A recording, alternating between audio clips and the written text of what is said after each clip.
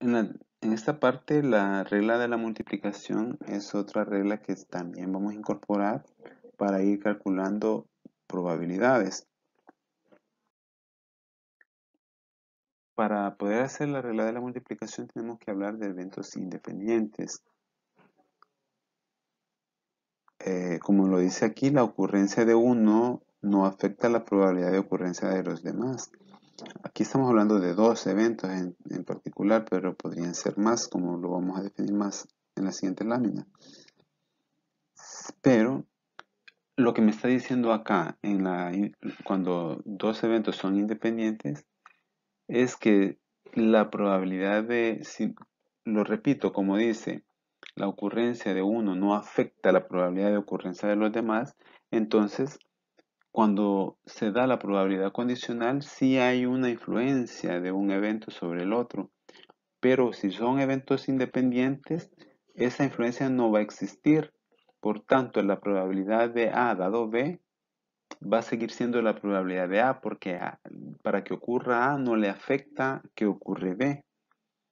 Por eso es de que se dice ahí, es decir, la probabilidad de A dado B es igual a la probabilidad de A porque A ocurre independientemente de B. Y al utilizar eso, pues en la regla de la probabilidad condicional, la probabilidad de A interceptado con B quedaría como la probabilidad de A multiplicado por la probabilidad de B. Porque acuérdense que esta probabilidad de B estaba dividiendo la probabilidad de la intersección. Pero al pasarlo a multiplicar, quedaría de esta forma. Pero la probabilidad de A dado B solo se convierte en la probabilidad de A. Y entonces queda el producto. La probabilidad de la intersección sería la probabilidad del producto de los eventos.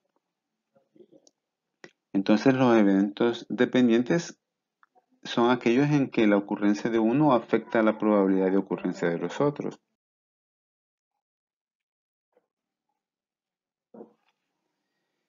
Aquí está el procedimiento de cómo se llega a la independencia de los eventos. Y de manera general, aunque se ve un poco complicada, no es que nosotros vamos a utilizar tanto la simbología general, sino que ya para casos concretos. Y la probabilidad, lo que está aquí abajo en la fórmula que dice la probabilidad de la intersección de los A sub I con I variando desde 1 hasta N, se está refiriendo a N eventos que queremos calcular la probabilidad de su intersección de todos ellos. Entonces eso es igual a la probabilidad de A1 por la probabilidad de A2 dado que ya ocurrió el evento A1 por la probabilidad de A3 dado que ya ocurrió el evento 1 y el evento 2 y después seguiría la probabilidad que no está ahí pero seguiría la probabilidad del evento A4 dado que ya ocurrió el evento 1, el evento 2 y el evento 3 y así me voy a ir sucesivamente hasta la última que está indicado ahí, que dice la probabilidad de A sub n, que es el último evento, dado que ya ocurrieron todos los anteriores, la intersección de todos los anteriores. Eso es lo que dice en la expresión. Pero cuando son eventos cuando son eventos independientes, ya eso se reduce a la probabilidad de A1 por la probabilidad de A2 por la probabilidad de A3 y así sucesivamente hasta la probabilidad de A sub n, porque la ocurrencia de los eventos anteriores no le afectan a la ocurrencia del evento que estamos calculando. Con eso vamos a ver, también vamos a ir avanzando con esto para terminar con tablas de contingencia y tablas de probabilidad. Para hablar de tablas de contingencia, vamos a hacerlo con un ejemplo específico que no nos interesa ahorita el contexto, sino nos interesa nada más cómo se va a comprender la tabla de probabilidad, la tabla de contingencia y luego la tabla de probabilidad. Eso va a ir sumado con todas las reglas que ya vimos antes para poder complementar y a la hora de calcular probabilidades se nos haga más fácil. Entonces, aclaro que no hemos resuelto mayor problemas porque lo vamos a hacer más adelante. Ahorita es como lo teórico, lo que estamos viendo. Bien, entonces tenemos esta tabla que es clasificación de los empleados. Aquí la clasificación de los empleados se ha hecho en dos estratos. Un estrato es la variable género, que para mí debería de ser sexo porque hombres y mujeres. Y la otra es en cuanto al área de que pertenecen, que sería el área personal, el área de línea y el área de auxiliar. O podrían pensar como departamento personal, departamento de línea, departamento auxiliar, qué sé yo.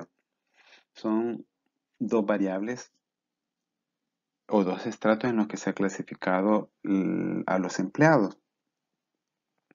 El 120 que aparece en la primera columna del personal significan que hay 120 hombres en esa área. El 50 que está abajo significa que hay 50 mujeres en el área personal. El 170 se puede leer como el número de personas independientemente del sexo, o sea, aquí están mezclados hombres y mujeres que pertenecen al área personal. De la misma manera se leerían los demás números, las demás columnas. Nos vamos al final, al de la columna, al del total. El 300 significa que hay 300 hombres en la empresa. El 200 que hay 200 mujeres en la empresa. Y 500 pues es el total general de empleados. Con esa lectura yo puedo calcular lo que es la tabla de probabilidad. Esa es la tabla de contingencia donde relacionamos dos variables, combinamos dos variables, los dos estratos de los que les decía. Un estrato era sexo y el otro estrato era el área a la que pertenece el empleado. Y así podrían relacionar cualquier otra dos variables en cualquier otro contexto y sigue siendo tabla de contingencia. Esa estructura tiene. A partir de esa tabla surge la tabla de probabilidad. 0. Entonces 120 dividido entre 500 da 0.24. Más abajo 50 entre 500 da 0.10. Y abajo sería 170 entre 500 igual a 0.34. Esos porcentajes ya son probabilidades de que ocurra un evento, por ejemplo, de que sea hombre del área personal. Un evento que es intersección de dos variables o dos eventos. Aquí los eventos yo les he puesto entre paréntesis un símbolo. A hombres le he puesto M de masculino. Bueno, o le podrían poner H de hombre, qué sé yo. Y en personal tiene entre paréntesis la letra S. En línea tiene la letra L y auxiliar tiene la letra A. Cada uno de esos son eventos. Y cuando ocurre un número, por ejemplo el 120, estamos interceptando M con S. Y es la probabilidad de ocurrencia de que sea hombre del área personal. Una intersección. Y así nos vamos a ir. Entonces en la tabla aparecen en negrito el punto 24, el punto 58 y el punto 60 de la última columna en total. Entonces cuando yo saco la probabilidad o quiero calcular la probabilidad de que sea hombre, entonces sería la probabilidad del evento M. Y eso se puede sacar como la probabilidad de que M esté interceptado con S, más la probabilidad de que M esté interceptado con L, más la probabilidad de que M esté interceptado con A. La probabilidad de que M esté interceptado con S es el punto 24. la probabilidad de que M esté interceptado con L es 0.30, que vamos por la misma fila, la primera. Y la probabilidad de M interceptado con A es igual a 0.06. Si se fijan, hemos sumado la misma fila donde están los hombres.